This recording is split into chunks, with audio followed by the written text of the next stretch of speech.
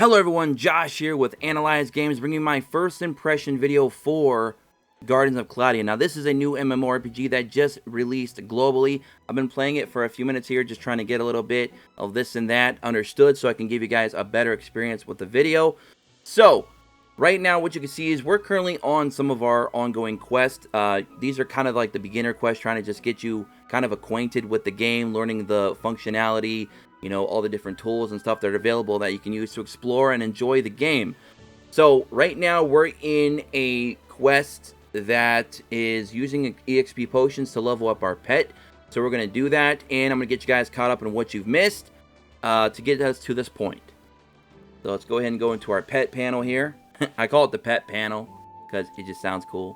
It just rolls right off the tongue. Pet panel. There you go. So this is our pet that we got actually from a summon, Lil White. I believe everybody gets a 4-star Lil White for free just from doing your beginner quest.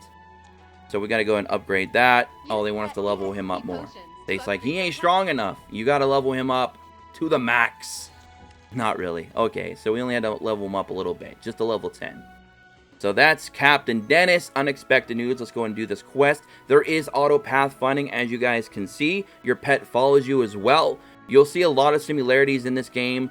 Like if you're a fan favorite of like Pokemon, or if you're a fan of Digimon, or just various cel-shaded anime styles, you're going to be getting a lot of that vibe from this game, which is awesome. Like when I did my first dungeon, which we may show you in this first impression, I'm not sure yet. But in that dungeon, the first couple things that I saw reminded me of Geodudes and Zubats in a dungeon, which was a cave, by the way, which made perfect logical sense. Pretty awesome. So let's go and skip these all. And by the way, if you guys want to watch the story in the game, you don't have to skip these. I just like to skip these cutscenes because it saves a lot of time when I'm making these videos. But if you guys are interested in the game story, feel free to watch all those cutscenes. Some of the cutscenes are very, very good. The art style in this game is far superior as well to the game that just came out yesterday, which of course was Moonlight Sculptor. We talked a lot about how that game's artwork just was kind of like very dated, very bland, wasn't very colorful, didn't have much detail. This is more of like a cel-shaded look, very anime, very cartoony-ish, but it still got detail in it. So though it may still look a bit dated for some of you, if you're like looking for some super high quality graphics, you may not get that here. But at the very least, you can give props to the actual artists themselves because they did put some detail in the actual characters' designs. You can actually see glowing effects. You can see a lot of different emissions and effects around various objects within the environment. Very, very nice little touches there. If you're actually climbing, yes, you heard that correctly. You can climb in this game. You can actually see some of the rubble actually falling from the mountains or the cliff sides that you're actually walking up, which is really, really good. Nice little touches there. A little bit of eye candy. You can see some of these bosses and stuff like that. Just, they'll remind you of a lot of different various forms of fiction, animation, or whatever that you've probably played or heard of in the past. And that's not a bad thing. That means you're going to get some nostalgia from this game, even though the game itself isn't going to give you nostalgia, if that makes sense. We just got another pet. We got our boy Monolith. SR looks like a beast. Totally would hire him as a bodyguard for sure. Looks like a monster. Alright, so let's go ahead and upgrade your rank to Ranger, which we could do that now since we got to level 23. We unlocked our ranking for our character, which we're getting ready to do right now. You got to do fulfill these requirements, and then you can become a new rank for your character, and you go from like Ranger 5 to Ranger 4, etc., up until you get, you know, better rankings. So right now we need to reach a total BR of 10,000 to claim 5 of these sacred wind bells, which are basically summons in this game for pets. So it's basically a MMO, but it has a pet gacha. And pets do evolve and stuff, by the way, guys. They go from like rookie all the way up to like a mega. So right there, that just gives me some more Digimon vibes, which I'm totally all for. Let's go ahead and open that up. Let's go ahead and place, let's go ahead and put our boy Monolith in there. That'll also increase our overall BR to over 10,000, which should get us enough for our prestige to rank up. There we go. Easy. So we went from Rookie to Ranger 1. I actually had that backwards. I do apologize. It's actually Ranger 1 to Ranger 5, not 5-1. So they actually go up the number, not down the number for the Roman numerals. So I do apologize for that. So we've completed that quest. And you can see here, guys, the UI actually looks pretty good. And right here, we get to pick our mount. And you know I'm going with the chicken, man. I'm going with the chicken, man. I ain't no sheep. I ain't a follower. I'm a leader. We're going with the chicken, man. The daring chicken. Let's go. And by the way, we can do this with our mount just by clicking that little bottom left button. Very nice. Very simple. You can use WASD controls to move around in this game if you use key mapping for an emulator, or of course you just use the on-screen joypad if you're playing on a mobile device, which obviously makes sense, right? The UI is not overbearing like it was in Moonlight Sculptor. You can see that the chat is tucked down there in the bottom center, which it usually is, or it's usually the bottom left. It's one of those two locations. Most games do that. You can see that there is an auto, which I'm clicking right here, right above the chat. Very simple. And you can even pull this up, and it'll tell you what targets are available to where your auto is only attacking those specific targets, and I think more or less ignoring the others. I do believe, I might be wrong on that one, but I think that's how that works. So let's go ahead and, what's it asking me to do here? Go to the ancient Ironstall ruins. Well, let's do it. And there are a lot of instances in this game. And when I mean by instance, I mean places that you're basically being teleported into and out of. There is some kind of like offline or AFK feature for the dungeons as well. So there's a lot of different types of content. The UI is a lot more well done than it was in Moonlight Sculptor, where I was talking about where like every UI element was just bright white and it was just blowing up on your screen, taking up way too much space.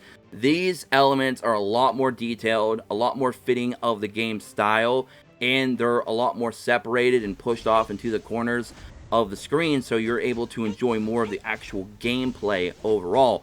Also, the animations and graphics are superior to the game that the MMO that we covered yesterday.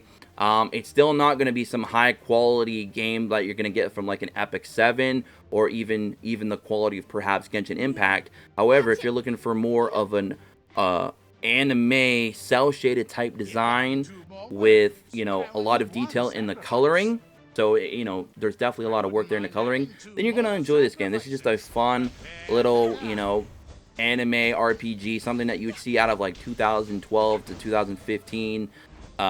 You know, nothing too crazy.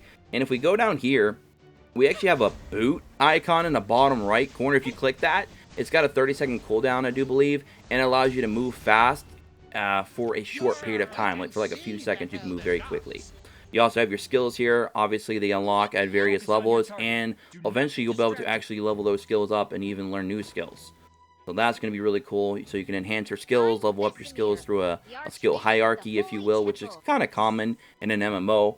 You got all these different pieces of gear that they give you throughout this beginning stages of the game that allow you to build up that rating. Obviously, you can level up your gear and go farm for other gear later on. It does let you choose various classes. We chose Oracle, by the way, at the start of the game because we are analyzed games. And the word analyze means to, like, you know, share knowledge, gain knowledge, break things down. So it felt like the word Oracle just kind of went hand in hand with that. So we chose to go with Oracle in today's video.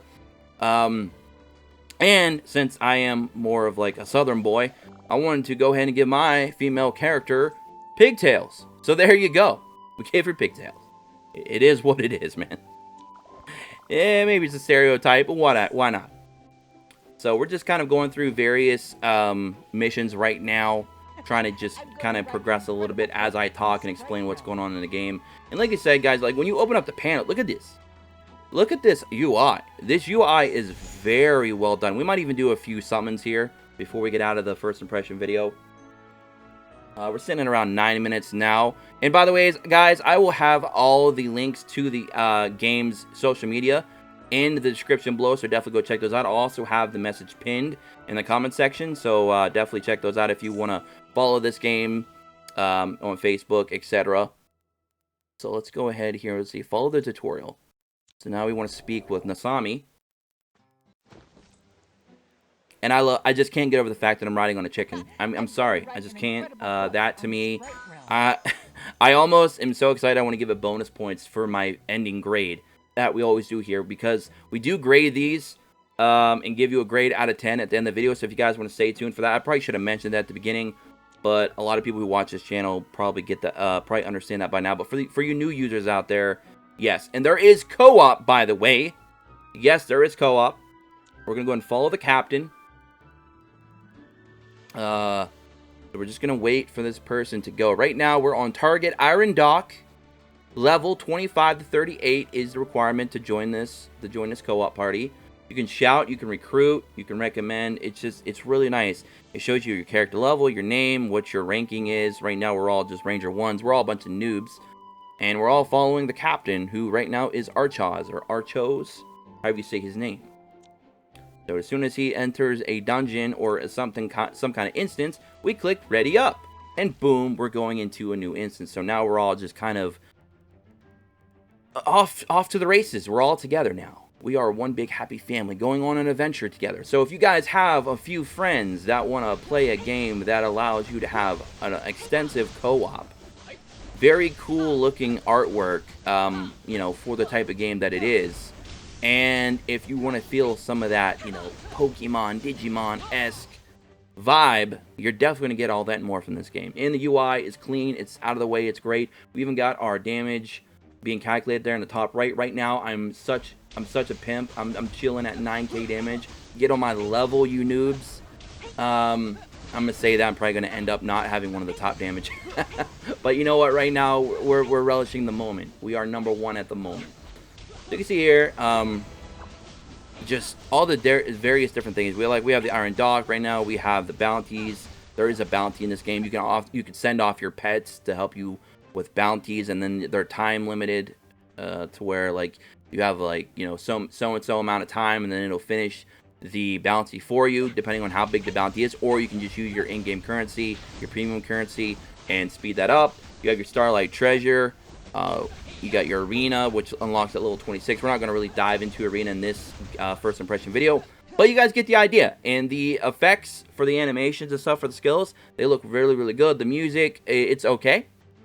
Like I said, it's just, you know, your standardized MMORPG type of music. Sound effects are way better than Moonlight Sculptor, though I have to say the sound effects in that game were just very dull and boring. At least in this one, they actually put in some effort, so I appreciate that. We have a lot of boss fights to do in here. So there's so much content. There's so much going on. The co-op is probably one of my favorite aspects because I like to play on more of a social level. I like to enjoy my games with other people, be it my subscribers, people that follow me in the Discord, or just, you know, my real life, you know, peeps, family, stuff like that. So I definitely enjoy that in any game that I play, especially on mobile. So I do appreciate that they added more than just your typical, oh, let's just click party and go farm mobs all day, and the best we can do is just type to each other, hey man, what's up? You know, this game actually adds a proper co-op mode with lobbies. It's a lobby-based co-op system. I very much appreciate that. I love that. It allows you to have a better experience overall within your community and makes the game feel more social, more of a proper MMO, opposed to I'm just playing in a game with a lot of players, but more of a solo act. So this game is definitely promoting more co-op versus playing solo, and I appreciate that. I love that. So that's a little bit of what's going on there. You can also set up parties from over here too for your co-op. You can just grab here. It'll, like, you know, quick join or create a party, etc. We got our online rewards for however long you're on throughout the day. Every day you get up to all these rewards. They give you some summonings as well, which is really nice if you're playing for a long time in that day. You gotta love all that stuff. Recharge rewards for those of you who want to drop some dollars. We got, what we got here? Recharge any amount and obtain 3 days rewards. Okay, the highest quality gear, BR plus 3200. Get a random SSR pet, and those pets are awesome. Look, that one looks like a golden Infernape. We got Kung Fu Panda chilling up in here. We got a Ice Dragon. We got a Nubis. Diamond Dragon looks OP. Okay. I could spend all day looking at those pets. The pets in this game, I can't say enough. They look awesome. But so you guys also, you can click and move if you like to, if you're not, you know, wanting to use the joypad controls. So there's a lot of things there, guys. Where you can follow, leave the party, auto. You got your skills. You got your speed boost down here, which I'll show you guys really quick. Well, I think we already used it up. Sorry. You can also hide your actual UI down there and go to your settings. You got the settings here, ultra best graphics, balanced, smooth, high FPS resolution, all that good stuff that you want, your sound, your combat, you know, all the good stuff that you want to get from your settings. And like I said, the UI is very good. Graphics and animation are a lot better than what we saw yesterday. And overall, I think I'm going to give this game a grade of probably a 7 out of 10. It's a very solid game. It's not going to be groundbreaking. In terms of MMO, it has all the MMO features that you want, but it also has a very extensive evolution system for your pets, which could really, really stand out for a lot of you out there who are big on pets like me. They have mounts, which are awesome. You can ride on a chicken. I mean, that deserves a 1 on a grade scale by itself. The co-op in this game is very extensive beyond just your prototypical boring party up system where you just go and you just fight mobs endlessly. You can actually go to different instances, follow the leader around, and actually do a lobby to recruit new people. All that good stuff and more for co-op. Very good. High regards in that. So that is my first impressions, guys, for Guardians of Cloudia. Let me know what you think in the comment section below. As always, subscribe, check notifications, join us in the Discord in the description below. And again, all the social media links are in the description below and the pinned comment for this game if you'd like to follow them and enjoy the game as I have here in today's video. Until next time, don't forget to follow me at at Analyze Games on Twitter. Until next time, peace.